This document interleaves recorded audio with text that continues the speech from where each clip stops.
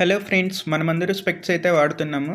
కాకపోతే ఇక్కడ ఏమంటే కొంతమందికి హై పవర్ అనేది ఉంటుంది. వాళ్ళు ఫీల్ అవుతా అంటారు, బయట వాళ్ళు చూసినప్పుడు నా లెన్స్ థిక్నెస్ ఎక్కువగా కనిపిస్తుంది, దీన్ని ఎలా చూస్ చేసుకోవాలి, ఏ ఫ్రేమ్ చూస్ చేసుకోవాలి, ఏ లెన్స్ తీసుకుంటే ఎలా ఉంటుంది అనేసి బయట ఆప్టిషియన్స్ అందరూ ఇంత కరెక్ట్గా చెప్పరు.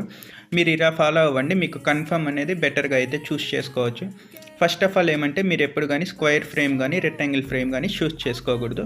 కొద్దిగా వైడర్ ఉండేలాగా కాకుండా స్మాల్ ఫ్రేమ్ చూస్ చేసుకోండి. తర్వాత వచ్చి కొద్దిగా రౌండ్ ఉండేలా చూస్ చేసుకున్నారంటే మీకు లెన్స్ థిక్నెస్ అనేది చాలా తక్కువ వస్తుంది.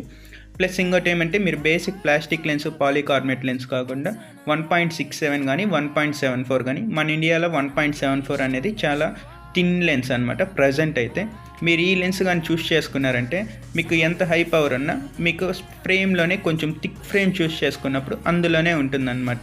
బయట వాళ్ళకి మీకు హై పవర్ ఉందని తెలియదు, మీకు లెన్స్ ట్రాన్స్పరెన్సీ చాలా వస్తుంది, విజన్ వైజ్ చాలా కంఫర్ట్గా ఉంటుంది.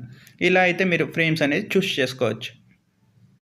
అలాగే మన ఛానల్ని అయితే సబ్స్క్రైబ్ చేసుకోండి. Thanks friends.